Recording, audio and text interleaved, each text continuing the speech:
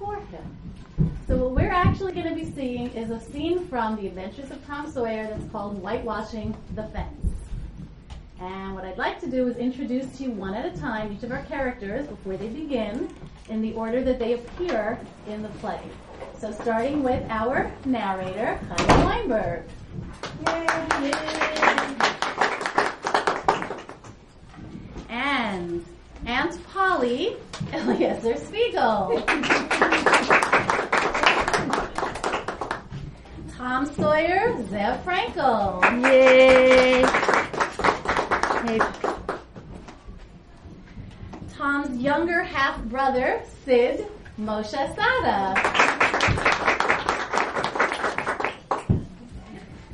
Aunt Polly's slave, named Jim, Tikutiel Cohen. And I'll take a second to explain that Mark Sawyer himself, I can't even talk anymore. Mark Twain himself said that he did not agree with slavery, but since slaves did exist in that time down south where the story takes place, so there is a story in the play, so we have a slave in our play as well.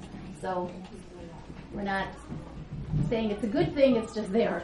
Okay, and then we have three friends of Tom who appear in our play. First up is Ben by Tzvi Yosef Streicher.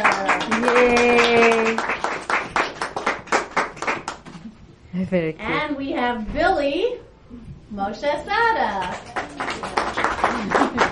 Notice the change in hat. He's a different person. And last but definitely not least, we have Johnny Yosef Manicheri. Okay?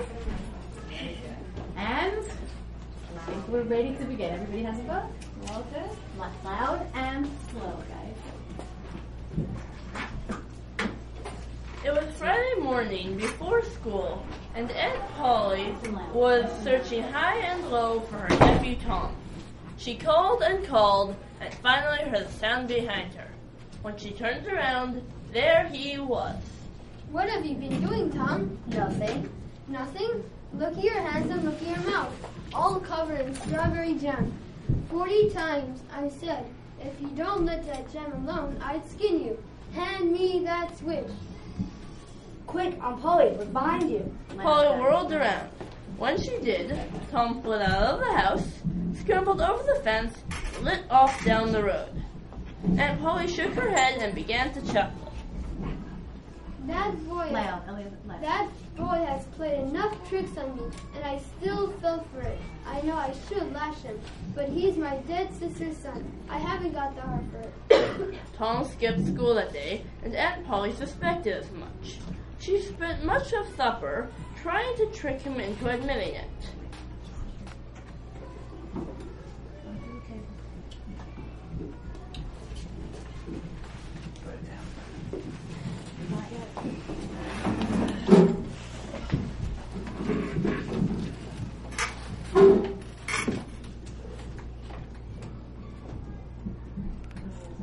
It must have been mighty warm in school today, Tom.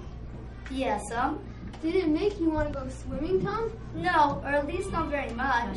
Aunt Polly reached out to touch Tom's shirt.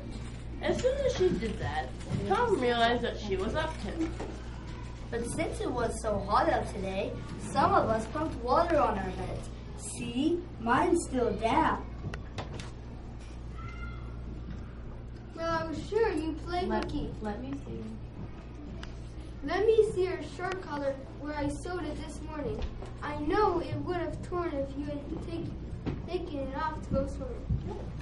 See, it's still sewn. Guys, lay on. Nice and low. I did. No. Well, I was sure you played hooky and gone swimming, but I was wrong. Tom smiled a small, smug smile until his younger half-brother Sid spoke up. But Aunt Polly, look at his collar. I did. I thought you sewed it with white thread. Now it's sewn with black thread. Right, I did sew it with white thread. Siddy, I'll lick you for that. I was only telling the truth. Tom! But before Aunt Polly could say another word, Tom was safely out the door. She didn't see him again until the next morning. She and Sid were sitting at the table eating breakfast when Tom came in, carrying a fishing pole. You're not going fishing this morning, Tom. You've got to be punished for playing hooky. I want you to go out and whitewash the fence. But it's Saturday, and all the boys have a holiday today. Not you, Tom. I'm still gonna get you, so you better watch out. Take the bucket of whitewash and the brush from the porch, and don't you dare come back before it's done.